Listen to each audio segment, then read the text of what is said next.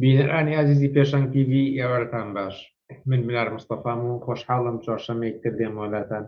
بۆ پێشکەشکردنی پەخشی ڕاستەوخۆی بەرنامەکانی پێشەنگ تیڤ. ئازیزان، بەرنامەکانی ئەم شەومان 15 نیسانی 2026 لا دووتەوە پێکاتوە. سەرەتا سەبارەت بە شکستی دانوستانەکانی ئەمریکا و ئێران قسە باسمان دەبێت و پاشان سەبارەت بە هەڵبژاردننی سەر کۆمار بۆ عێراق و ململانیەکانی یەکێتی و پارتی لەم بارەیەوە قسە باسمان دەبێت. ئێوەش دەتوانن با پرسیار و سەرنج تێبینەکانتان بەشداری بکەن و ئەوانەی لە کۆمنت دەیخەنە ڕوو ئاڕاستی میوانانی بەرنامەکانی دەکەین. لەگەڵمان من بە بەرنامەکانی ئەم شەوە.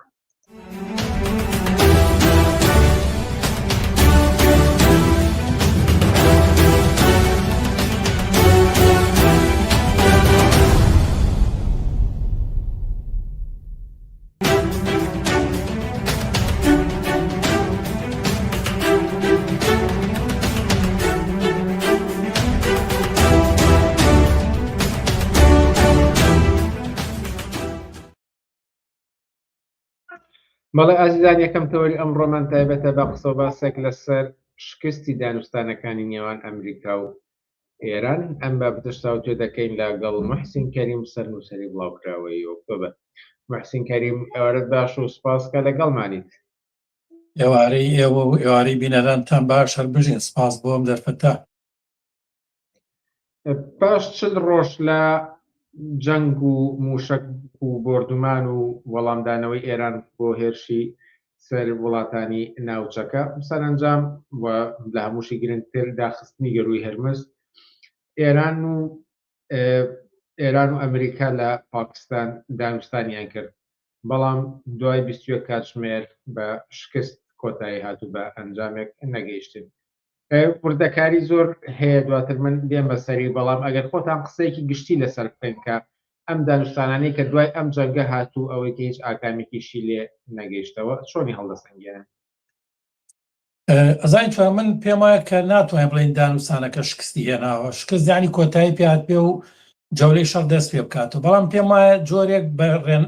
ڕێنەکەوتون. یعنی ئەتوانی بڵێ کە لە هەزار دانوستانەکان بەردەوامە کە پێڵێن لە جەولەی یەکەم لەگەڕ یەکەمە نەیانتوانێت اتفاقکەن. هەتا ئێستا قسە لەسەرەوەیە کە لە دەورەی یعنی گەڕی دووەم یا جەولەی دووەمی دانیشتەکان دەست پێ بکاتەوە. قسە لەوەیە کە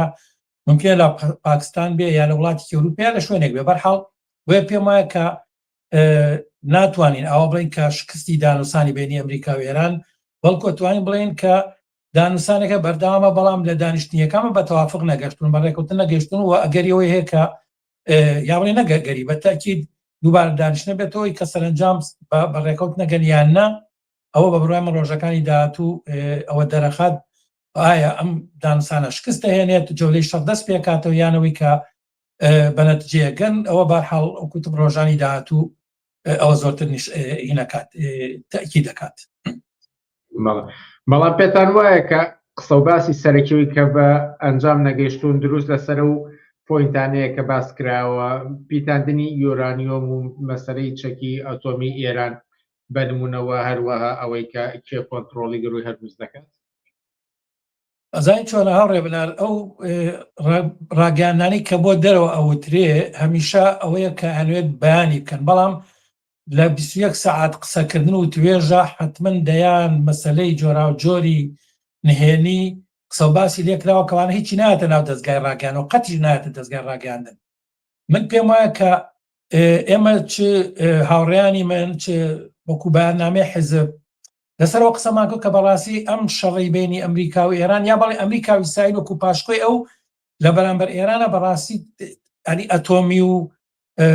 ئەمانە نییە کە باسەکرێ. زین چۆنە مەسەلەکەی کە بەڕاستی ئایا ئێران ئەچێتە ژێر کێفی ئەمریکا و ئەچێتە ناو ئەو ئەڵقەیەی کە ئەمریکا دیاریکۆ یان نە. من پێم وایە ئەگەر ئێران بچێتە ناو ئەو ئەڵقەی ئەمریکا و بچێتە ناو چوارچەوەی بەرژەوەندەکانی ئەمریکاوە زۆر قابلی لێبوردنە. پاکستان وڵاتێکی نەوەویە، بەڵام ئەمریکا کێشەی نییە، شەڕیشی لەگەڵ ناکە و جێچەڵیشی پێ ناکە. ئەزانم کە ڕەنگ کەسێ بڵێ ئاخر ئێران لەبەرەوەی کە دەستی درێژکۆ بە ناوچەکە مەسەلەن پرۆکسیەکانی ئیژەکەن کی خەتەری بۆ سەر ئیسرائیلەیە، باسی ئیدعای لەناوبردنی ئیسرائیلوانەکە بەرحاڵەوانە بەشێک بوون لە کەمپینی تەبلیغاتیە ڕژێمە بۆی کە بتوانێت هێز کۆکاتەوە. پاکستان پێویستی بەوە نەبووە، بەڵام ینی بەم جۆرە تەبلیغات و پروپاگاندەی کە ئێرانی کە، بەڵام بەڕای من پێم وایە کە ئەگەر بچێتە ناو ئەڵقەی ئەمریکاوە ئەو کاتەمانەشی نامێنێ، ئەو کاتە ئێران تادی نابێ بۆ ئیسرائیل، ئەو کاتە ئێران بەرژەوەندەکانی ئەمریکا ناخاتە خەتەر، ئەو کاتە لە چوارچێ بەرژەوەندەکانی ئەمریکا جوڵتە بۆ پێم وایە کە هەتا ئەگەر چەکی ئەتۆمی شەبێت کێشە نیە. بەڵام ئایا بەڕاستی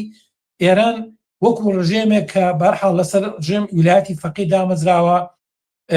و ئەمە جەوهەری ئەم ڕژێمێکی باڵێن نۆرمەڵی بۆرژوازی کە بتوانێت یعنی بە چوارچێوە ئایدۆلۆجیەکانی بنەما ئایدۆلۆجیەکانی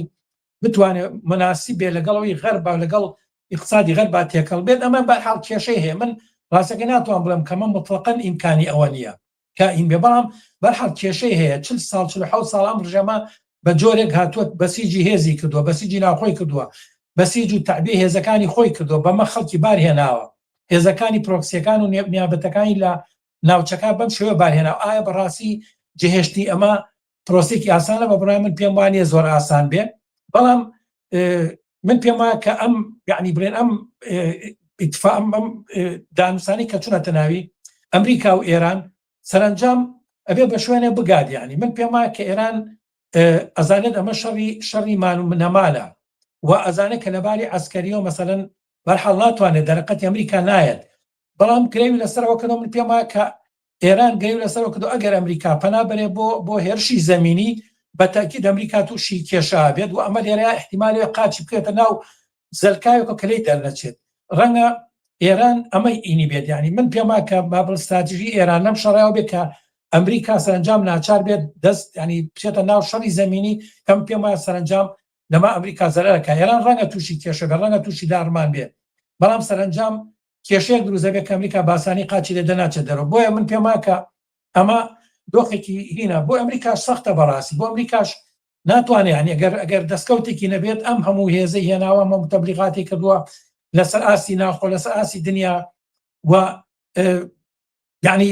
هەژمونی و سەیطرەی ئەو لە ئاسی دنیاە مەسەن نەوعێک ئەتیباری چێتە ژێر پرسیار. بۆیە بە جۆرێک بۆ ئەویش حیسیەتیە، بۆ ئەویش بەڕێی من یعنی مەسەلەی هەژمونی ئەمریکایە. یعنی ئەتوان بڵێم پرۆسێکی بەڕاستی پێچیدێ، پرۆسێکی ئالۆزە. بۆ ئێران مەسەلەی مانەوەیە، بۆ ئەمریکا مەسەلەی ئەتیبار و هینی هەژمونی عالەمیەتی. لەم کێشمەکێشە ئەگەر بتوانن بەینێکی تەوافقی بەیناوبەنی دەرچن دەدەڵێت کە عەرە بەڵێ مەعلوەجب بۆ دوولایان بگەڕێتەوە ڕەنە بەڕێکەوتن بکەن، ئەگەر نا من پێم وایە کە ڕەنگە هەردوو لایەن کێشی بکەن تا ئەخیر نقطە. کە پێم وایە ئەمە کارەساتێکی گەورە بۆ ناوچەکانەوە زۆر لە دەوڵەتەکان ئەمەیان ناوێت. هەتا مەسەڵەن ئەگەر دیقەت بەی ئەوروپا مەسەڵەن ئەمەی ناوێت، یعنی ئەڵێ ئەمریکا شەڕێکی ناحەقی بەسەر غێرەقانونی بەسەر ئێران سەپاندووە. مەسەڵەن هەتا نزیکترین باڵێن هاوپەیمانی ئەمریکا کە دەوڵەتی بەریتانیا و کێرستامەرە ئەمە بە جۆرێک یعنی ئەڵێن ئەم شەڕە هینی هیچ بنەماکی قانونی نییە. من پێم وایە بۆی ئەمریکاش گیرۆدە بووە دەرگیری کێشەیەک بۆ کە نازانێت چۆن لی دەرچێت و هاوکات جۆکوتم بۆ اعتیباری ئەمریکا مەسەلێکی خەتەرە. بۆیە من پێم وایە کە سەرنجام ئەو ئیتیجاه بە قووەتە بە قەناعەتی من کە هەردوو لایەن بتوانن بە جۆرێک ڕژێمی جمهوری ئیسلامی بمێنێتەوە بەتایبەتی بتوانێت یعنی ئەو کێشە ناخوانی کە هەیە ئەو دابەش ناخۆنی کە هەیە بە جۆرێک یەکلایی بکاتەوە بە قازانجیەوەی کە بتوانێت لەگەڵ ئەمریکا ڕێکەوت تێ بکە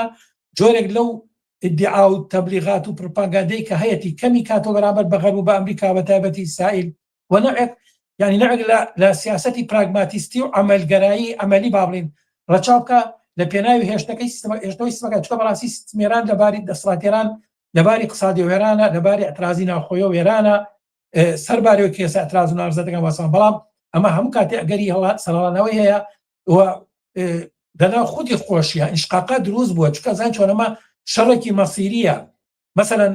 بەیلەکانی ناو جمهوری ئیسلامی هەیەکان تەرحێکی چۆن لەناو ئەمریکاشا تەرحی جۆرا جۆرە بەشێک لە مەسەن دیموکراتەکان ئەڵێم شەڕی کە هین هێنایەتی ترەمێتی ئەسەن ئەتیباری ئەمریکای ناخوارەوە ئەمریکا شکستی هێناوە ئاڵێن. بۆیە لە ناو ئێرانشا تەبیعیە لە ناو دەستەی حاکمی و فەرمانڕەوای ئێرانیشا نەوعێک لە دابەشبوون ڕوویابێت دە بەرامبەرەوەی کە چۆن مامەڵە لەگەڵ ئەم ڕووداوە مهمە کە کەوتم مەسەلەی مەسیر و مانەوەی جمهوری ئیسلامیە بۆ ئەمریکاش باماش کە کەوتم مەسەلەی هەژمۆن و اعتیبار و هەیمنەی جیهانیەتی. بۆیە ئەمە پرۆسێکی معقەدە بەڕاستی و ئینسان ناتوانێت پێشبینێکی یعنی پێشبینیەکان احتیمالی گۆڕانی ئەوە هەیە. بەڵام من پێم وایە کە بەپێی بەرژەوەندی هەتوو لە ئەگەر بتوانن بە ئیتفاقێکی نێوبینی بگەن بەوەی کە هەتا ئەگەر ئەم دۆخی کە هەیە بۆ چەندی ساڵ دوای بخەن بە نەوعێک تەنازولات لە دوو تەرەفۆ من ڕەنگە بە قازانجی هەردووکیان بێت. من پێم وایە کە ئەگەری ئەوە هەیە ئەم مەیلە زۆرتر بە قەناعەتی من زۆرتر لە هەردوو تەرەفەوە سەپۆرتەر و پشتیوانی هەبێ بە قەناعەتی من. بۆچوونێکی باو هەیە لە ئاستێکی زۆر فراواندا هەم لە ناوچەکە هەم لە جیهانیشدا کە دەڵێ ئەم هێرشەی کە کرایە سەر ئێران و خۆڕاگری ئێران ئەگەر چی شەڕیمان و نەمانی دەکرد بەڵام پێگەی بە شێوەیەک بەهێزتر کردووە لە بەرامبەر ئەمریکایەوە لە دانوستانەکاندا بە شێوەیەک ڕەنگە داشیشی سوار بێت یان تەنانەت پێگەی بەهێزترە لەوەی کە پێش ئەم هێرشان و پێش ئەم جەنگە لە دانوستانەکانە هەیان بوو. ئێوە وای دەبینن؟ ئەزانی چۆنە من پێم وایە کە جمهوری ئیسلامی زەربەی گەورەی بەرکەوتووە مەسەن هەموو ئەمە بۆم کەسە معلومە قیادەکانی دەرەیەکی سەفی پێشەوە ئێمانەمەی کوژراون لەباری اقتصادیۆ زەربەی گەورەی بەرکەوتووە لەباری مەسەلەن تەکنۆلۆژیا و باڵێن تەسلیحیەوە زەربەی گەورەی بەرکەوتووە هێزە پرۆکسیەکانی مەسەلەن بە جۆرێک ینی قاچوقینیان کۆکراوەتەوە من پێم وایە کە ئێران زەعیفترە لە چاوجارانە بەڵام یەک نقطە موهیمە ئەوەی کە ئێران تەوەقعێک هەبوو بەڕاستی تەوەقع کە ڕەنگە بەشێک لە ئۆپۆزیۆنی بۆژوازی ئێرانی یا بەشێک لە ئەوانی کە لە ئەنگلی جەنگ بوون هەتا خودی دەستەی فەرمانڕەوای ئەمریکا و بەتایبەتی کابینەکەی ترامپیان وابێ کە لە ماوەتی کەما ئەتوانی ئێران چۆکی پێدابن تەسلیمیکەن ئەمە ڕووینەیە بەڕاستی ئەمە ڕووینەیە لەبەرەوەی کە ئێران بە جۆرێ مقاومەی کرد بە جۆرێک مەسەن ئیمکاناتی عەسکەری هەبوو ئیمکان تەکنۆلۆژیا بووە ئەو ئیمکاناتی ینی ڕەنگە هەتا با بڵێن تۆڵی حساباتی کەمی بۆ کراوێت لەلایەن خودی تەرەفی ئەمریکا و ئیسرائیلیشەوە بەرحەڵ بەڵام ئەوەی کە وتم شەڕی مان و نەمانە بۆ ئێران بە هەموو شێوەیەک ئەم شەڕی کرد یانی ئەم مقاومەتی کرد کە زاچۆ تەسلیمبوون یانی ڕوخانی زۆر زۆر بەسەری بەڵام ئێستا لانی کەم دەرفەتێکی هەیە دەرفەتی مانەوە بۆیە من پێم وایە کە ینی کاتێک من ئەوەشم تۆ پێشتر شەڕی مان و نەمانە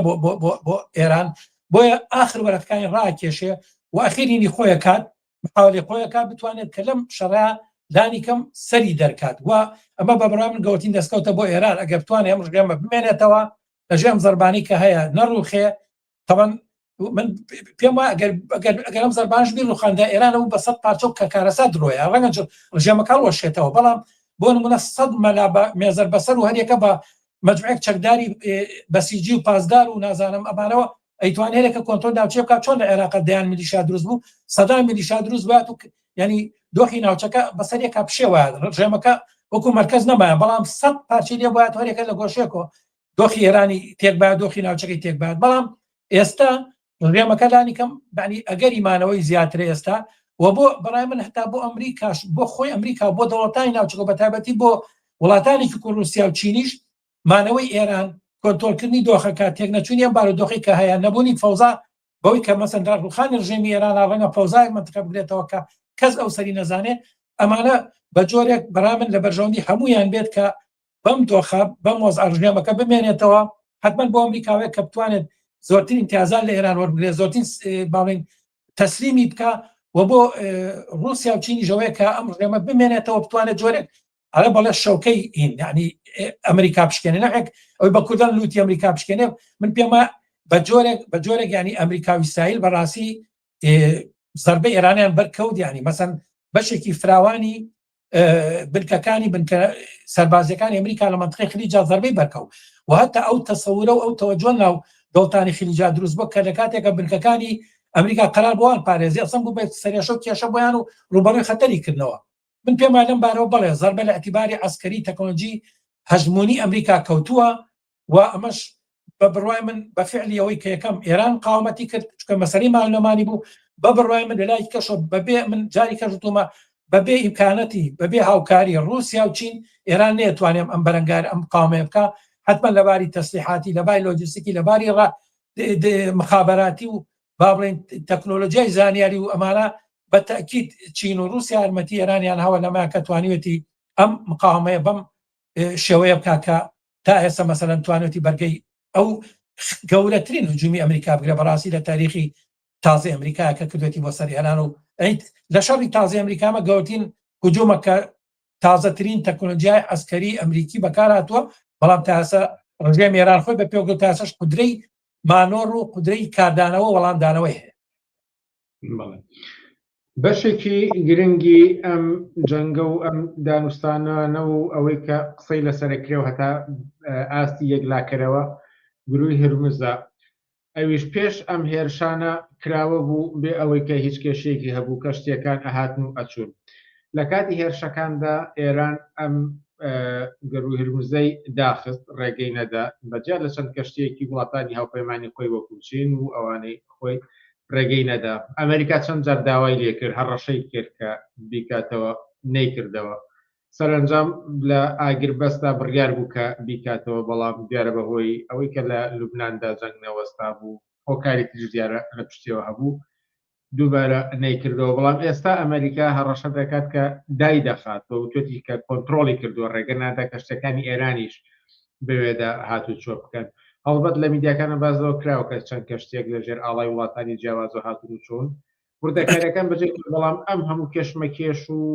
شتە لەسەر گروی هرمز چی ئەگەێنێت ئەزانی چوارە من پێم وایە کە داخستنی گەروی هەرمز لەلایەن ئێرانەوە ئەو چەکە ئابوووریە بوو کە بەدەست ئێرانەوە بووە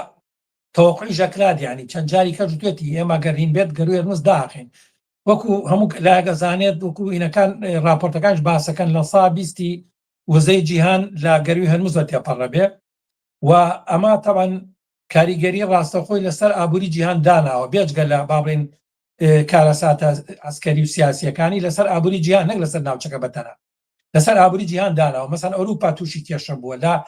وڵاتانی مەسەن ئەگەر دیقەت بی من باسی بەریتانیا بکرد ئیتالیا ئێستا دژی ئەمریکا ڕاوەستاوە ئەوە ئیسپانیا تەوان پێشتر هەتا دژی وەساوتی ئەمە بەیشێ ڕێگەنای بنکەی ئێمە بەکار بێت لە دژی ئێران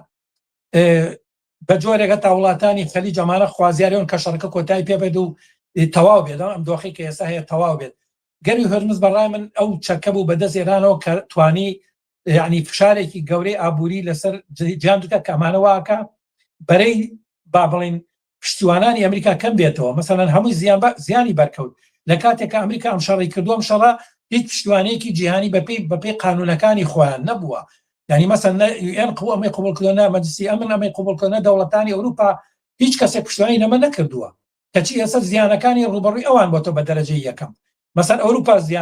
زیانەکانی لەسەر بەریتانیا و لەسەر ئەڵمانیا و لەسەر فەڕەنسا و لەسەر وڵاتانی ئەوروپی زیاتر دەرکەوتووە لەسەر وڵاتانی خەلیج دەرکەوتووە ئەوەی کە مەسەن ئەمریکا هەڵێت پێم نەتاناڵێ بە پێویستمان بە گەروی هەرمز نیەمە نەوتمانێ و شتێکمانەیە ئەوەی کە پێویستی بابچێت بیکاتەوە یعنی ئەمانە بەڕای من فشارەکانی ئێرانی زانی لە ڕێگەی ئەمە فشاری خستەر ئەمریکا فشاری خستەر دۆستەکانی ئەمریکا کە بەرەبەرە لێ دوورکەوتەوە بەڕاستی ئێستا ئەمریکا لەژێر ئەم زەختەیە جاری کە مەسەن بۆکردنەوەی گەروی هەرمز کە پێش ئەم شەڕە خۆی کراوە بوو جاری کە مەسەن ینی باز لەوکە کە مەسەن ئەم گەروە داخە بەڕای من داخستی ئەم گەروەش لەلایەن ئەمریکاوە ینی ئەواقیب و ئاکامی خەتەرناکتری ئەبێم مەسەلەن ئەمە ڕاستەخۆی کۆتە بەرامبەر بەرژەوەندی چینەوە چین بەشێکی فراوانی سەرچاوی وزە و نەوتی لە ئێرانەوە بەدەستەکە مەسەن لە کاتێکا کە ئەگەر ئەمە دابخرێت ینی ڕێگە بە کەشتێرانی نەدرێ ڕێگە بە هیچ کەشتێک نەدرێ یعنی مەسەن لێرا چین زەرمەندە قسە لەسەرەوەی کە ئوستوری چینی بەرەو خەلیج هاتبێ من نازانم چەند ڕاستیانە بەڵام باز زەمانە ئەکرێ یعنی ئەمە ڕاستەخۆ زەربەیە لە ئابووری چین کە یعنی قابلی ئەوە من پێم وایە سەختە بۆ چین ئەمە قبول کات من نازانم ئەگەر ڕێگەی مەسەن ڕێگەی تری هەب وشکانی هەبێت کەمە ڕەنگە نەتوانێت تعویزی ئەوە باتەوە ئەو مەسەن ملیۆنەها بەرمیل کە ڕۆژانە لە خەلیجەوە لە هورمز تێپەڕێ بەرەو چین یا بەرە وڵاتانی تر یعنی ئەمە پێم وایە کە کارەساتەکەی زیاتر ئەبێ و من ئەوەشی کە تۆ باسەکەی ینی میدیاکان بازە کە چەند کەشتێکی نەوتی ئێرانی بە عەلەمی وڵاتانی تر ڕۆشتن خۆ استیخباراتی ئەمریکی و مخابراتی ئەمریکی باشە مەزانێت ئەگەر ئەمە ڕاست بێ ینی با بڵین تەکنۆلۆژیای زانیاری ئەمریکی ئەزانێت لە ناو 50 متر 100 متر لەژێر ئەرزی ئێرانە چی هەیە نازانێت بتوانێت کە بزانێت لە بەندەرەکانیدا کەشتی ئەم کەشتە لەکوێوە هاتۆ لەکوێ حتممە نەزانێت بەڵام ئەوەی کە چاوپۆشی لەکەم پێما کە ڕەنگە جۆرێک لەوە بێت کە نەیەوێت ئەم بابڵین ئەم چۆنە داخستنەی گەروی هەرمز یا بڵین بەندەر خۆی باسی بەندەرەکانی ئێرانەکرێ وانە بێت کە ببێ بە پێکدادان لەگەڵ دەوڵەتەکانی تر و بەتایبەتی لەگەڵ چینە ڕەنگە ئەمە هێشتا لە مەسلحەتی ینی ئەمریکانی ئەم دەرگاشت دیکەش دەخۆی بکاتوانی ڕاستەخۆ زەربە لە مەسلحەتی چین بە ئەگەر چی بە ناڕاستەخۆ و هەدەفی چینە بەڕاستی بەڵام ئەمە بەڕای من ڕاستەخۆی خاتە بەرامبەر کێشمە کێشێک لەگەڵ چینە کە ڕەنگە چینیش شێوازی تر بگێتە بەرکاردانەوەی تر بگێتە بەرکامە عاقیبەتەکەی خراپترە بۆ ئەمریکا بەتایبەتی لە هەلومەرجێکە کە ئەمریکا ئێستا یعنی ئاگربەستێکی ڕاگەاندە لەگەڵ ئێرانە و پرۆسی دانووسان هێشتا بە کۆتایی خۆی نەگەیشتووە. وتان قورسە پێشبینی بکرێت کە بەکوێ دەگات، بەڵام ئەگەرەکان چین با بڵێن خراپترین ئەگەر و باشترین ئەگەرەکان کە ئەکرێت سەرنجام ئەم جەنگە و ئەم دانوستانانە پێی بگات چین؟ چونکە هەم لێرەدا و هەم لە سەرۆکتاری ژمارەی پێشووی ئۆکتۆبەردا باس لە ئەگەری تەنانەت کارەساتیش دەکات. بەڵێ بەڕای من ئەزان چۆنە باشترین ئەگەر باشترین ئەگەرەوەیە کە ئەگەر بزوتنەوەی ئینسان دۆستی و کرێکاری لە دنیایەکو چۆن لە هەڵوێستی جۆرا و جۆرامەی بەیان کردووە لە دژی شەڕ ئەم بزوتێ ئەوە بەهێز بێت بۆ یەک جار نەخێر بڵێ بەم ملهوڕی و بەم سیاسەتی جەنگخوازی و بەم دەردی ئێرانڵی قولدورمەنشیەی ئەمریکا و ئەم شەقاوەچێتەی دەستەی حاکمەی ئەمریکا و ئیسرائیل ئەم شەڕە ئەتوانێت کۆتایی پێبێت و هاوکات کۆتایی هاتن بە شەڕی ئەمریکا و ئیسرائیل لە دژی ئێران ئەتوانێت دەرفەت تێ بکاتەوە بۆ خەڵکی ئێران بۆ چنی کرێکار و بەرەی ئازادی خوازی و ئینسان دۆستی کۆمۆنیستی لە ئێرانە کە بتوانن تەکلیفی خوان لەگەڵ ئەو ڕێمەیەک لایکەنەوە وەکو چۆن لە پێش شەڕەکەیان لە ماوەی دەسەڵاتی جمهوری ئیسلامیە ئەم بزوتنەوە بە شێوەی جۆرا و جۆر دەستی پێکردو بەردەوام بۆ ساڵ بە ساڵ یا بڵین قۆناغ بەخۆ قۆناغ ڕادیکالتر بۆتەوە فراوانتر بۆتەوە دامەنەی فراوانتر بۆەوە هەتا خەتەری لەسەر جمهوری ئیسلامی دروست کردووە. ئەمە باشترین بە بڕای من بژاردەیە، بەڵام لە غیابی ئەم بژاردەیە یا لە کەم کاریگەربوونی ئەم بژاردەیە کە من ناتوانم ئەم بژاردەیە کاریگەری نیە لەسەر ئەوروپا هەرم بژاردێ وای کردەوە کە دەوڵەتان ڕاستەوخۆ نەچن پشتیوانی لە ئەمریکا بکەن و پشتیوانی لە ملهوڕی ئەمریکا بکەن. بەڵام سیناریۆی ترەوەیە کە ئەم دوو دەوڵەتە با بڵێن بە پلەی سەرەکی ئەمریکا لەگەڵ ئێران بە ئیتفاقێ بگەن وە کۆتایی بەم شەڕە بێنن نەوعێک لە هودنەیەکی درێژماوەتر لە بینی خوانە دروستکەن کە مانەوەی ئێران تەزمین بێ بە مەجموعێک ئیمتیازاتەوە بە دەستبەردانی لە هەنێک با بڵێن ئەوەی کە بۆ یعنی لە زەمنی ئیدعاکانی ئەمریکایە بەڕای من نەوعێک نزیکبوونەوەی ئێران لە ئەمریکا، بەڵام ئەمە ڕەنگە لە ناو لە پرۆسەی مەسەلەن تەخسیبی یۆرانیۆمە مەسەلەن خۆی بنوێنێ لە پرۆسەی یارمەتی دەردانی یان کاڵکردنەوەی تەدەخلاتی ناوچەکە ئەوە بنوێنێت لەم جۆرە شتانەیە مەسەن خۆی ینی خۆی بەردەستە بکە خۆی پێناسە بکە، بەڵام لە ژێرەوە ئەساسا نزیکبوونەوەیکی زیاتری ئێران بێ لە ئەمریکا. ئەمەش بژاردەیەکە من باس وتم ئەمە گەرێکی بەقوەترە بە قەناعەتی من، بەڵام ئەگەری خراپتر ئەوەی کە ئەمانە هیچی نەبێ ئەوەیە کە بەڕاستی ئەمریکا و ئیسرائیل کە ئیسرائیل بەرژەوەندی لەمایە و زۆر مەسلحەتی لەوایە کە ئەم شەڕە درێژە بکێشێت و کارەسات ڕووبان بەرحەڵەوە جندەی تری هەیە ئەم شەڕە دەست پێ بکاتەوە خەتەرتر لەوەی کە تا ئێسەیە کارەسات ڕووباوەی کە مەسەن ترامپ هەڕەشێکرێ و یەک بابڵین شارستانە لەناوە چەند ینی ئامادە بوو کە خەڵکی ئێران ینی وێران بکە مەسەن هەموو بن کە خزمەتگوزاریەکان کارەبا ئاو خەسخانەکان چدام هەموو بنەماکانی کۆمەلگایەکی شارستانی و مەدەنی وێران بکە. ئەمە حتمما کارەساتێکی گەورە بۆ خەڵکی ئێران هێنێت کە حتمما جمهوری ئیسلامیش من پێم وایە کە ئەویش بە شێوازی جۆراوجۆ هەڕەشێک و کەویش دەتوانێت کارەسات دروستکە لە ناوچەکەوە شەرم کوێرم لە پارێزم ئەویش هەچی ئیمکاناتی بەدەستەوە هینی بکات. لە تەحلیل ئەخیرا بە بڕای من چ ئێران چ ناوچەی بڵین عێراق و منطقەی خلیج ئەمە هەمووی مەسەلەن ڕوبەڕووی کارەساتی ئینسانی بێتەوە و هاوکار لەگەڵ یا جیهان ڕوبەڕووی کارەساتی ئابووری و ئەمنی زیاترە بێتەوە. مەسەلەن وێران بۆ ڕووبا خەڵکێکی زۆر ئاوارا بێ مەسەن حتمما ئەمە کێشە بۆ ئەوروپا بۆ وڵاتان دروستەکە مەسەلەی تێکچوونی بارێ دۆخی اقتصادی و ئەمە حتمما کێشە لە ئەوروپا لە وڵاتانی تشا دروستەکە. من پێم وایە کە ئەمە ئەگەر خراپی ئەگەرەکەی ئەمەیە کە شەڕەکە دووبارە بێتەوە هەردوو تەرەفی شەڕ بە کاملی هێزی خۆیان خراپترین و کوشندەترین وەسیلەکانی چەکی خۆیان بەکاربێنن و دەست هیچ نەپارێزن بە شێوەیەکی وەحشی بۆردمان و وێرانکاری بکەن ویان ئەوەی کە وەکوتم ئەمە خراپترینە لەوە ئەوەنترەوەی کە لەبین یەکتاڕێ بکەن و بە جۆرێک تەنازلات لە هەمووی باشترەوەی کە بزتەوەی ئینسان دۆستی و ئازادی خوازی بتوان کە ئەم شەڕە کۆتایی پێ بێن وەکوتم کۆتایی بە ملهوڕی ئەمریکا و ئیسرائیل بێنن لەو لاشۆ دەرفەت بۆ خەڵکی ئێران بکرێتەوە کە بتوانێت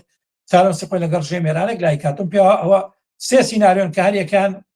کارکتەرەکان و فاکتەرەکان و هێزەکانی بەشدارتیا و کاریگەتیا لانی کەم ئەوەی تریان جیاوازە کە خەڵکە ئەمی تریان بارحاڵ هێزە شەڕکەرەکان کەوتوان لە بینی خوارە شەڕ هەڵبژێرنیا نوعێک لە تەوافقاتێکی درێژ ماوەتر یا کورت ماوەتر.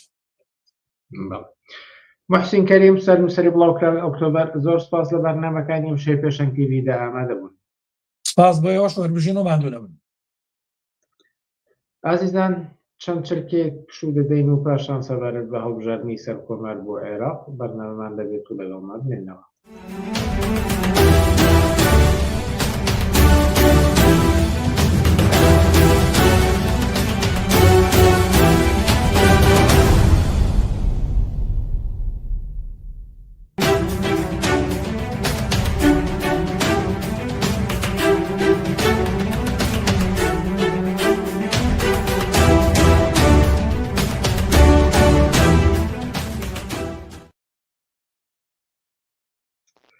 بەردەوامی لەسەر پێشکەشکردنی بەرنامەکانی پێشەنگ تیڤی و ئێستاش سەبارەت بە هەڵبژاردننی سەر کۆماری عێراق و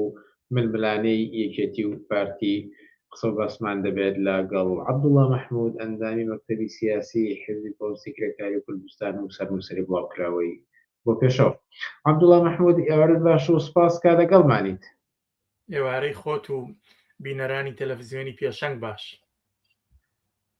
سەرنجام پاش 5 مانگ لە هەڵبژاردنەکانی پەرلەمانی عێراق و پاش هێنان و بردەیەکی زۆر و ململانی و هەوڵی ڕێکەوتن و هەوڵی بەستنی هاوپەیمانی و چەندین کاندید پێم وابێ دروست بیرم نیە بەڵام دەیان کاندید قسە دەکرا بۆ پۆستی سەر کۆمار هەبوو. سەرنجام لە ڕۆژانی ڕابردوودا نیزار ئامێدی ئەویش پاش پرۆسەیەک بووە سەر کۆماری عێراق. ئەم پرۆسەی هەڵبژاردننی سەر کۆماری عێراقا ئێوە چۆنی لێک دەدەنەوە؟ سپاس بۆ ئێوە. مەسلەی هەڵبژاردننی سەرۆک کۆمار یا ئەو پۆستەوەکو کە لە عێراقدایە خۆی بەڕاستی پۆستێکی تەشریفاتیە، ینی پۆستێک نییە کە بتوانێت هیچ بڕیارێکی گرنگی سیاسی یا هیچ دەستێوەردانێکی گرنگ لە هیچ پرسێکی گرنگی کۆمەلگای عێراقدا ببینێ، بەڵکە زۆرتر پۆستێکی تەشریفاتیە. بەڵام بەو هۆیەوە کە ململانەی یەکێتی و پارتی بەشێکە لە واقعیەتی سیاسی کۆمەڵگەی کوردستان، بۆیە هەر وەختێک باسی مەسەلەی سەرۆک کۆمار دێتە پێشەوە وەکو یەکێک لە پرسەکان هەراوهۆریایەکی بەدوادا دێت، هەر وەکو ئەوەی کە لە هەموو دەورانەکانی کە شێمە بینی ومانەکە وەختێک باسی مەسەلەی سەرۆک کۆمار دێتە پێشەوە ململانەیە لەگەڵ خۆیدا یەکسەر ململانەیەک لە مابینی یەکێتی و پارتی دەست پێ دەکات. پارتی کاندیدی خۆی هێنێ، یەکێتی کاندیدی خۆی هێنێ و خەڵکی کەش دێن دەیانەوێت خۆیان کاندیدکەن. هۆکارەکەشی بە پلەی یەکەم وەگوتمەوە لەگەڵەوەیدا کە تەشریفاتیە، بەڵام هۆکارێکی بناغەیی تر لە پشتێوەیەتی کە خەڵک تامەزرۆی ببێ بە سەرۆک کۆمار، تامەزرۆ بوون بۆ سەرۆک کۆماریش بەڕاستی بۆ ئەو هینەیە ئەو هەموو دەتوانم بڵم لە کەوانەدا ئەو لەوەڕەیە کە لە ڕێگەی پۆستی سەرۆک کۆمارەوە بەدەست دێ، ئەنی داهات موسیەیەکی خەیاڵی، ئیمتیازاتێکی خەیاڵی و ژیانێکی فیرعەونی کۆشتێکی گەورە بێ ئەوەی ئەو کەسە کە نێوی سەرۆک کۆمارە هیچ ڕۆڵێکی هەبێ، بۆی هەموو کەسێک خەریکە شەڕ بۆ ئیمتیازانە دەکا، شەڕ بۆ ئەو موچەیە دەکا. ئەم بەڕاستی ئەوە نابناغەیەتەکەیەتی بۆ زۆربەی وە لە ئاسی یەکێتی و پارتیشدا پەیوەندی بەوە هەیە کە یەکێتی و پارتی ینی ناتوانن نەک هەم مەسەلی سەرۆک کۆمار و هەم هەر پرسێکی کە لە بێتە پێشەوە ناتوانن ناکۆک نەبنێت، چون لەبەرەوەی کە خودی مانەوەی یەکێتی و پارتی بەشێکی پەیوەندی بە مانەوەی ناکۆچیەکانیانەوە هەیە، ناکۆچیەکانی نەکە تەنا بۆ خۆیان، بەڵکە خودی ناکۆچی یەکێتی و پارتی بۆتە هۆی ئەوەی کە بتوانن لە ڕێگەی پەرەدان و ئیدارەدان بەو ناکۆچیانەوە بتوانن هێزەکانی خۆیان، جەماوەری خۆیان، لایەنگرانی خۆیان وزە پێ بدەن و ئابدەیتیان بکەنەوە لە هەموو دەورانێک داوەوە. بۆیە ئەوەی کە ئەم جارەش ڕوویدا شتێکی جیاواز نەبوو لەوەی کە پێشتر ڕوویداوە، بەڵام ئەوەی کە لێرە زۆر مهمەوەیە کە لەو هەموو دەورانەی کە سەرۆک کۆمار هەڵبژێردراوە تۆ تەماشای کە سەرۆک کۆمار توانیوێتی چ شتێک بۆ خەڵک بکە. ئەمە دەمەوێت لێر ئەوە بڵم کە ئەو فریوکاریەی کە یەکێتی و پارتی دەیانەوی نیشانی بدەن زۆر جار بەوەی کە سەرۆک کۆمار پۆستێکی مهمە تەنها تەشریفاتی نییە دەتوانێت ڕۆڵی گەورەی هەبێ بەڵام لە دنیای واقعدا ئێمە دەتوانین ببینین لە دوای 2023ەوە تا ئێستا چەندین سەرۆک کۆمار لە عێراقدا هەبوون کەسێک ناتوانێت یەک کارنامە یەک کاری ئەو سەرۆک کۆماری عێراقا بە کۆمەڵگەی عێراق و بە کۆمەڵگەی کوردستان بڵێ لە هیچ ئاستێکدا ناتوانێت بیڵێت هەتا واوەتر لەوەش بەڕاستی نەکات سەرۆک کۆمار نەیتوانیوە تەنانەت ئەو هەموو وەزیر و گزیر و فەرماندە و پۆستیکەی وەزاری کە بوویانە لەگەڵ ڕیزێک لە پەرلەمانتار کە هەر لە خولێکدا لە هەموو خولەکاندا ڕۆشتون بۆ نێو دامەزراوەکانی حکوومەتی عێراقی نەیانتوانیوە هیچ ڕۆڵێکی دیاریکە لە پێێن بێت بە هیچ پرسێکەوە بگێڕن یعنی تۆ ئەگەر ئێمە بین تەماشای کەین لە 2023ەوە تا ئێستا ئەو کێشانەی کە مەبنا بوون لە مابینی کوردستان و یا لە مابینی هەولێر و بەغدادا یەک دانەشیان چارەسەر نەبووە نەک چارەسەر نەبووە وەکە زیادیان کردووە تۆ باسێکە مەسەلەی موچەیە مەسەلەی نەوت و غازە مەسەلەی ناوچەی کێشە لەسەرە مەسەلەی کەرکووکە مەسەلەی سنوورە مەسەلەی گومرگە مەسەلەی فڕۆکەخانەکانە مەسەلەی ئەمنیەتە یعنی لە هیچ کامێک لەو کەیسانەدا کە بووە کە پەیوەندی بە هەرێم و بەغداوە هەبێ هیچ کامێک لەیان نەیانتوانیوە ڕۆڵێک ببینن هەتا لەوە زیاتر من دەتوانمەوە بڵێم نەک سەرۆک کۆمار کردارێکی باشی نەکردووە کەسێک ناتوانێت بە ئێمە بڵێ هیچ سەرۆک کۆمارێک لە 2023ەوە تا ئێستا تەنان لێدوانێکی باشی نەبووە نەکرداری باش هەیە بەڕاستی ئێستا ئەوە لە 4 ساڵی ڕابردوو لەتیف ڕەشید سەرۆک کۆماری عێراق بووە چەند کەس تەنانەت لە عێراق دەرەزان کە سەرۆک کۆمارەکە ناوی لەتیف ڕەشیدە و ئەو لەتیف ڕەشیدە کە سەرۆک کۆماری عێراق و لەنێ ئەو هەموو ناز و نیعمەتەدایە وەکو پۆستێکی گەورەیەکێکی باسی دەکا خێرەکەی بۆ خەڵکی کوردستان چی بووە خێرەکەی بۆ خەڵکی عێراق چ بووە خێرەکەی بۆ مەدەنیەت چ بووە خێرەکەی بۆ ئەو هەموو کێشە هەڵوەسراوانەی کە لە مابینی هەرێم و بەغدادا هەیە چی بووە هیچ شتێک نەبووە بەڕاستی بۆیە بەڕاستی ئەم پرۆسێ تەنها ژاوەژاوێکە کە دروستی دەکەن ئەگەر لەوە زیاتر بەڕاستی هیچ شتێکی کەنیە و هیچ شتێکیش ناگۆڕێ هیچ کاریگەریەکی نابێت تەنها وەیە دەتوانین بڵێن کە پرسی سەرۆک کۆماریە کۆمەڵێک لەو پرسانەی کە ململانێن لە مابینی یەکێتی و پارتیدا بۆ لە پێناوی قەڵەمڕەوی سیاسی لە هەرێمی کوردستاندا ئەمە ئامانجەکەیەتی دەمە لەسەر ئەوە دروست بەردەوام بم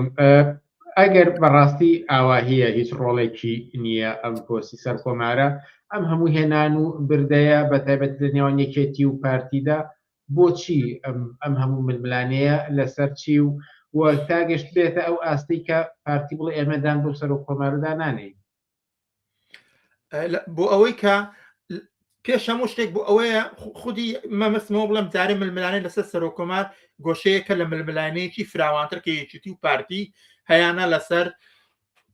لەسەر دەسەڵات لە کۆمەڵگەی کوردستاندا لەسەر بڕیاری سیاسی لە پەیوەند بە بەغدا لەسەر کۆمەڵێک مەسایلیکە بە لە ئاسی ناوچەکەدا لە مەسەلەی سەر و کۆماردا وەکو خاڵێککە هەیە کەوتم بە شێشێتی بۆ ئەو هەموو هینەی لەسەرکرا لەبەرەوەیە کە یەکێتی و پارتی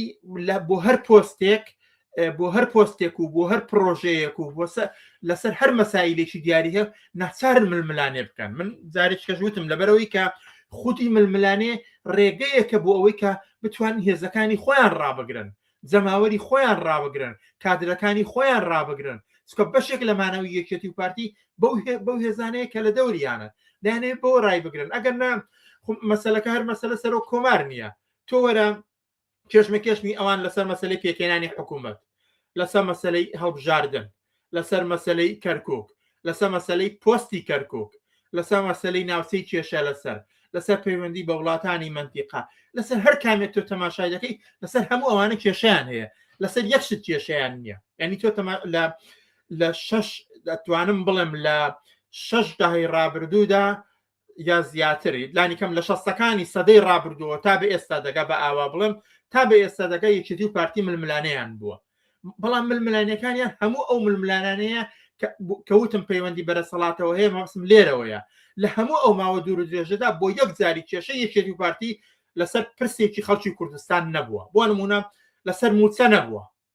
لەسەر خزمەتگوزاری نەبووە لەسەر ئازادی سیاسی نەبووە لەسەر مافی فەردی نەبووە لەسەر هەتا مەسەری پرسی کورد نەبووە. یعنی تۆ تەماشارەکەی هەموو ئەو ململانەی لە شەستەکانی سەدەی ڕابردووە لە مابینی یەکێتی و پارتیدا پێکاتووە یەک دانەشی پەیوەندی بە پرسێکی خەڵکی کوردستان و کێشەیەکی سیاسی خەڵکی کوردستانەوە نەبووە، بەڵکە هەموو پەیوەندی بەوە بووە، پەیوەندی بەو کێشانەوە بووە کە خۆیانی پێقەڵاوکەن و بەرژەوەندی حیزبی خۆیان و بنەماڵەیی خۆیانی تیابەرنە پێشەوە. بۆیە ناچارن ئەو کێشمە بۆ پاراستنی بەرژەوەندە بنەماڵەیەکانی خۆیان و بۆ پاراستنی بەرژەوەندی حیزبۆکراتی خۆیان و بۆ پاراستنی ئەو قەڵەم ڕەوی دەسەڵاتێکی ئێستا هەیەە بەپارێزن، ناچارن لەسەر هەر کامێک لەو مەسەلانەکە دێت پێشەوە کێشمێک بکەن بێەوەی ئەو کێشمە هیچ پەیوەندیەکی دیاریکراوی بە پرسێکی دیاریکراوی خەڵکی کوردستانەوە هەبێ. بەڵام یەک شتەیە بە دەلیلی ئەوەی کە یەکێتی و پارتی وەکو دوو حیزب مەعامەلە دەکەن و هیچ زامەزراوەیەکی یاساییان نییە، هیچ زامەزراوەیەکی پێناسەکراویان نییە، خودی ململانەکانی یەکێتی و پارتی ململانەیەکە کە کاریگەری لەسەر خەڵک دادنێت. یعنی بۆ نمونە مەسەلەی موچەیە، ئەوان کێشمێکیان لەسەر مەسەلەی موچە هەیە، بەڵام موچە پەیوەندی بە قوتی خەڵکی کوردستانەوە هەیە، یا پەیوەندی بەسم بۆ نمونە بە پەیوەندی ئەوان بە وڵاتانی ناوچەکەەوە هەرچۆنێک بە کاریگەری لەسەر خەڵکی کوردستان هەیە. ئەوەش هۆکارەکەی ئەوەیە کە یەکێتی و پارتی خۆیان وەکو دوو هێز هیچ نەکرد بڕوایەکیان بە بۆچوونی من یەکێتی و پارتی هەتا هیچ بڕوایەکیان بە حکومت نییە، هیچ بڕوایەکیشیان بە پەرلەمان نییە. یعنی هەتا هێشتام دەتوانم بڵێم کە کۆسپی واقعی بەردەم حکوومەت و پەرلەمان لە کوردستاندا، ینی بوونی حکوومەت و پەرلەمانێک بە مەعنا بۆرژوازیەکەی ئەگەر تۆزێک پێناسەیەک بگرێتەوە خودی یەکێتی و پارتی دژی ئەوەن. بۆ وایە لەبەرەوەی کە ئەگەر حکوومەتێکە بێ، ئەگەر پەرلەمانێکە بێ و ئەگەر دەسەڵاتێکی دادوەری هەبێ بۆ نمون هەر کامێک لەوانە هەبێ، ئەگەر بەواقعی هەبێ دیارە بە ڕووکەش ناڵێم، ئەوانە دەتوانێت بە زۆرێک لە زۆرەکان کۆنتترۆلی دەسەڵاتی حیزب بکە بەسەر کایەکانی ژیانی کۆمەڵایەتی و ژیانی سیاسی و ئابووری و کۆمەڵاتی تەنانەت کەلتوریش دەتوانێت کۆنتترۆلی بکە. ئەگەر حکوومەتێکە بێ دەتوانێت هەوڵ بە کە هێزی چەکدار لە ڕستی یەکێتی پارتی دەربێنێ. ئەگە پەرلەمانێک هەبێ دەتوانێت لە جێگەی پێگەی دیوەخان و پێگەی بڕیاری سەرەوەی بەپرسە حیزبی و ئەوەی کە پێ حیزبی بنەماڵەیەکان بێنێ یاسا جێگەی دەگرێتەوە، ئەوەن دەسەڵاتیان کورد دەکاتەوە. بۆیە هەتا من پێم وایە خودی دژی حکوومەت و پەرلەمانی شنیەتی نیشتیمانی و پارتی، هەنی ئەوەی کە خۆتان دەزانن ئێساو لەکەیەوە هەڵبژاردن کراوە.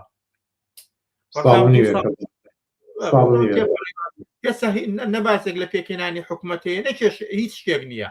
بێ و هیچ کێشەیەکی دیاری کراوە بێنی. هەتا مەسەلەی دەستاڕستکردنی هەتا کەیسە زۆر نۆرمالیەکان پۆسە زۆر نۆرماڵەکان بۆ بە کێشەی گەورە لە ماوەنی یەکێتی پارتی لە حاڵێکە لە شوێنێکی وەکو ئێراندا کە لە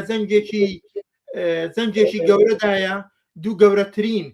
یەکێک لە گەورەترین هێزەکانی دنیا و یەکێک لە گەورەترین هێزەکانی ناوچەکە لەگەڵ ئێرانە لە شەردایە لەژێر بۆمبەبارانێکی گەورەدایە، بەڵام هەموو ڕۆژ پۆستەکان ئاڵوگۆڕ دەکەن و پۆستی تازە دەکرێت و خەڵک دەکوژێت و کەسی کە پۆت جێگەی دەگرێتەوە.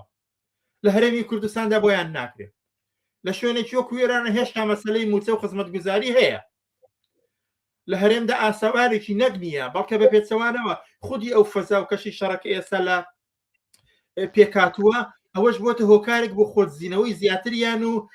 زیاتریان لەوەی هەتا پێشتریش بووی. یعنی هەموو کێشەکان ئانەوێ بە بۆنەی ئەم شەڕەوە تقریبان کەوتۆتە کەنارەوە و ئەمەش ماوە لە حاڵێکدا خەڵک هێشتا گەورەترین گرفتی موچە هەیە. بەڵام ملانەی یەکێتی و پارتی بەرەو چی ئاراستەیەک دەڕوات، چونکە هەردوو لا کاندیدیان هەبوو، هەردوو لا هەوڵیان دەدا کە ئەو پۆستی سەر و کۆمارە بۆ ئەوێ بێت و وەک باس کرا لێرەدا کە ساڵ و نیوەکە لە کوردستان هەڵبژاردن کراوە و نەیانتوانیوە حکوومەت پێک بهێنوە. لە میدیاکانشدا دەبینین کە چی جۆرە تەبلیغاتێک بەرامبەر بە یەک دەکرێت و هەندێک پێی چێپیان پێیجی سێبەر تا ئاسێگە توانین بڵێ تەنانەت نزمانە تانە و تەشەر لە یەکتری دەدەن. ئەم ململانە بەرەو چی ئاراستەیەک دەڕۆێت؟ من پێم وایە ململانەیە بەردەوام دەبێت تا ئاڵوگۆڕێکی گەورە جایا ئاڵوگۆڕێک لە نێو خۆی کوردستان و لەلایەن خەڵکەوە یا ئاڵوگۆڕێک کە لە ژێر کاریگەری ڕووداوەکانی ناوچەدا لە کوردستاندا پێک بێ. بەبێ ئەم دوو حاڵەتە مەسلەی ئەوەی کە ئەو ململانەی یەکێتی و پارتی کۆتایی پێبێ دوورە ئەگەرێکی دوورە بەڵام ئەوەی کە هەتا واش بووە لە 35 ساڵی ڕابردووشە هەر ئاڵوگۆڕێک پێ کاتبێ لە هەرێمی کوردستاندا بە تایبەتی لە پەیوەند بە هاوسەنگی هێزی نێوانێکێتی و پارتیەوە هیچی بەرهەمی ڕووداوە ناوخۆیەکان نەبوو کەمتر یانی زۆرتر بەرهەمی ئەو ڕووداوانە بووە کە لە دەرەوەی کوردستان یا ئەو کەیسانە بوون کە لە دەرەوەی کوردستانەوە هاتوون بوون ینی بۆ نمونە مەسلەی شەڕی داعش بووە مەسلەی پارتی و لەگەڵ حکوومەتی بەعز وەکە هاتوۆتەوە هەولێر بەس ئەمانە بۆیە بۆن یەکێتی مانەوەی پەیوەندی بە خۆبەستنەوەی بۆ بە ئێرانەوە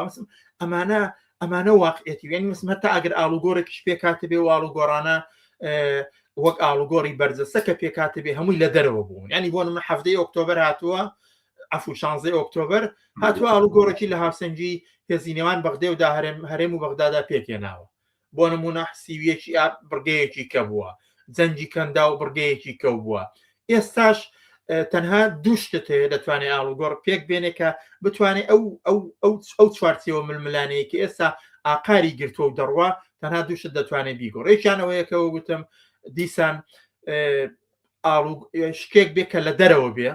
وەکو توزانم ئەوانەی کە ڕووی داوە یا کاریگەری ئەو ڕووداوانەی لە ناوچەکە ڕوودەدەن بتوانێت ئەوەندە کاریگەری هەبێ لەسەر ئاستی عراق و بۆ وێشەوە لە کوردستاندا هاوسەنگی هێز بگۆڕێ ئەمە لایەنێکیشتی وەلایەنی چکەوەیە کە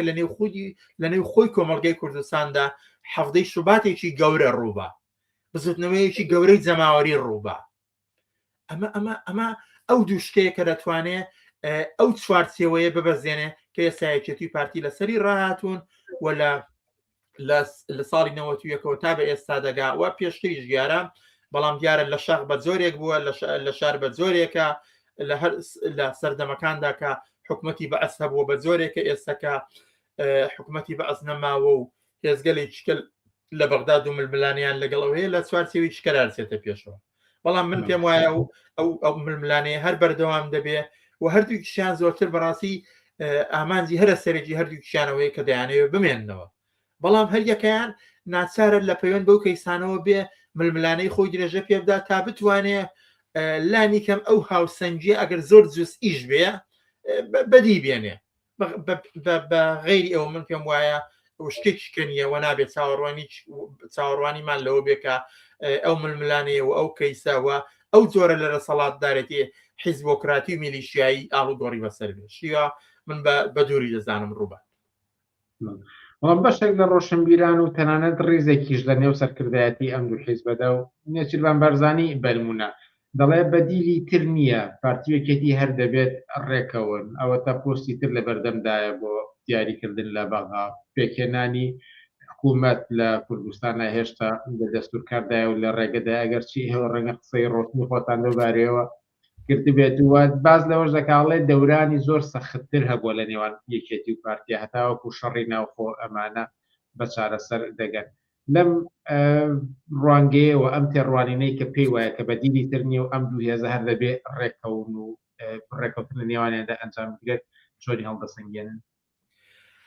ئەوەی کە دەڵێ بەدیلی تر نییە لە بنەڕەتدا بۆ ئەوەیە کە لە دژی بەدیلی کە بوەستنەوە و ڕێگە نەدەن هیچ بەدیلێکی کە سەر هەڵبات بەدیلێکی کە دەیانەوێت بڵێن کە خەڵکی کوردستان قبولتانە ئەوەیە قبولتان نییە ئەوەیە ئەمە ئەمری واقعەکە گۆڕانی بەسەردانایە کۆمەڵگەی کوردستان بەبێ یەکێتی و پارتی بەڕێوە ناچ ئەمە قسەکەیەوەیە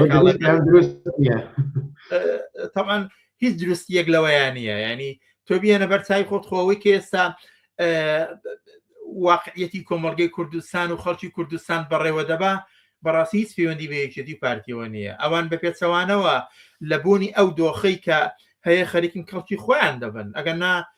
حکوومەتێک نەتوانێت موچە بدە حکوومەتێک خزمەتگوزاری نەتوانێت بکە حکوومەتێک نەتوانێت لە سنوورەکانی خۆی بپارێزێ ینی یا دەسەڵاتێک نەتوانێت هیچ کامێک لەوانە بکە چییە ینی ئەمانە وەکو دوو میلیشیا هەریەکەیان لە زۆنێکی دیاریکا و دەرەسەڵاتی خۆیان بە زۆر بەسەر خەڵکیدا داسەپاندووە بەڕاستی بە غەیریەوە هیچ شتێکی کە نییە نەکەر ئەوەی کە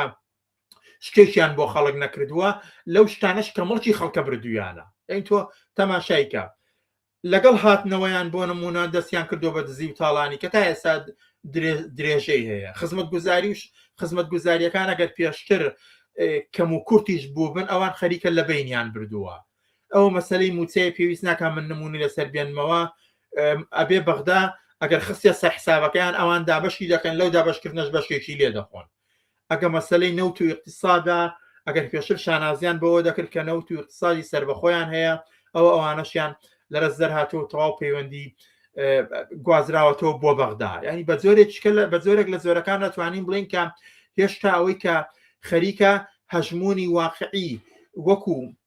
وەکو میلیشیا و دەسەڵات یەکێتی و پارتیە بەڵام وەکو ئەوەی کە کۆمەڵێک پرسەیە کە پەیوەندیان بە ژیانی خەڵکو و کۆمەڵێک مەسائلی کە سیاسی یاساییەوەیە خەریکە لە بەغداوە ئاراستە دەکرێت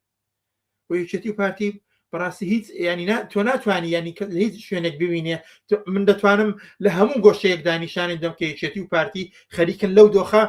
لەو دۆخە خۆیان دەوڵەمەندە من تا ئەوەی کە شتێک بۆ خەڵک بکەن تۆ وەرە لە پرۆژەی کارەبایان تەماشایکە لە پرۆژەی ئاگیان تەماشایکە لە پرۆژەی ڕێگەوبانیان تەماشایکە لە پرۆژەی نەوتفرۆشتنیان تەماشایکە لە مامەڵەیان هەتا لەگەڵ بەغدادا تەماشایکە هەتا لە پێکێنانی گرفتیان بۆ پرۆسەی سیاسی لە عێراقیشدا بەو خراپیەی خۆی بەغدا کە هەیە لەوێش ئەوان تێکیان داوە یعنی هەتا ئەوەی کە ئێستا حکوومەت لە عێراقدا پێک نەهاتووە من پێم وایە بۆرژوازی باڵەکانی بۆرژوازی لە عێراقدا ئەگەر یەکێتی و پارتی زوو مەسەلەی سەرۆ کۆماریان یەکلای کردبایەوە ئێستا حکوومەتیان پێک دەهێنا دیسان ئەوان مانعی هەتا ئەوەش بوون مەبەستمەوە نییە هیچ ئیمتیازێک بدەم بەهێز گەل و دەستەجاتی قەومی و دینی لە عێراق و وەسەد و ناوەڕاست و خوارێرا مەبەستمەوە نییە مەبەستمەوەیە سیمایەکی واقعی و وێنەیەکی واقعی نیشان دەم کە یەکێتی و پارتی لە دروستکردنی ئەو وێنەیەدا چ ڕۆڵێکی خراپیان هەیە ئەمە هیچ شتێکیان نییە وەمانەوەی ئەوانیش بەڕاستی بە پلەی یەکەم ئەوەیە کە ئەو هێزە چەکداریان هەیە و داهاتێکیان دەست بە سەردا کتۆرێکەشە خۆی بە وڵاتێکی منتیقە و بەستەوە وەگەرنا هیچ شتێکی کە نییە ینی مانەوەی یەکێتی و پارتی ئەوە نییە کە خەڵکی کوردستان ئەوانی دەوێت بە پێچەوانەوە لە چەند دەورێ ڕابردوو دەلانی کەم لە دوای هەفتەی شوباتەوە ئەوە نیشانی داوە کە ئەم دیوارەیە ئەو متمانەیە کە لە مابینی ئەگەر یەکێتی و خەڵکا پارتی و خەڵکە هەبوو ترازاوە و تا هاتووە گەورەتر و گەورەتر و گەورەتر بۆتەوە تا ئەوەی کە مەسلەی هەتا مەسلەی خواستی کۆتایی هێنان بەورە سەڵاتە تەنانەت تا مەیدانی پراکتێکیش بە دەرەجاتی زۆرازۆرێ مەبینی ومانە بەڵێ دەیە بڕۆ دەیانەوە نەجاتیان بێ لەرسی و بەڕاستیش دەربازبوون لە ینی دەربازبوونی لە ڕێسەڵاتی یەکێتی و پارتی بەڕاستی هەنگاوێکی یەکجار پێشڕەوانەیە بۆ کۆمەڵگەی کوردستان ینی دەتوانێت کۆمەڵگەی کوردستان بەرەو ئاقارێکی کە بەرێ ئەوان بپرستم کە ئێوە لە دوو ئەگەرداکە یەکێکیان ئەوەی کە هاوسەنگێک لە نێوان هێزە ناوچەی جیهانیەکانە ڕوودەدات و ئەوەی دووەمیان هاتنە مەیدانێکی هاوشێوەی حەبەی شوباتان با یەکێک لە ئەوەی کە ئەتوانێت ئاڵوگۆڕ بڕێک بخات لە کوردستاندا ئەمەی دووەمیان ئەم هاتنە مەیدانەی خەڵکی هاوشێوەی حەبەی شوبات تەنها وەکو ئەگەرێکی نەزەریە یان دەکرێت چاوی لێ بکرێت وەکو یەکێک لە بەدیلەکان کە بەڕاستی ئیمکانی ڕوودانی هەیە بێگومان من پێم وایە هیچ گومان لەوەدانە یەکێک لەو ئەگەرانەی کە و ئەگەرێکی بەهێزیش ئەوەیە کە بزوتنەوەی ناڕزایەتی جەماوەری لە شوێنێکدا بتەقێتەوە هیچی کە نەتوانێت تەحملی ئەو هەموو بەرگەی ئەو هەموو سەختیە بگرێت ئێمەسمن لە مەسەلەی موچەیە مەسەلەی خزمەت گوزاریە مەسەلەی دەرمان و خەستەخانەکانە مەسەلەی ڕێگەوبانە مەسەلەی گوشارە دەرەیچیەکانەوە هەموو ئەوانە خەڵک ناتوانێت هیچی کە بەرگەی بگرێەوە لەوانە زیاتر بەڕاستی مەسەلەی ئەو هەموو دەزین تاڵانیە نایاسایی و بە یاسایی کراوەیە کە یەکێتی و پارتی دایان سەپاندۆ بەسەر خەڵکدا ئەنی ئەوە دۆخێک نییە بتوانێت تا سەر تەحمل بگرێت وە لە هیچ شوێنێکی دنیاش ئەمە تحمل نەکراوە بۆیە هەمیشە یەکێک لە ئەگەرەکان و ئەگەرێکی بەهێزیش بۆ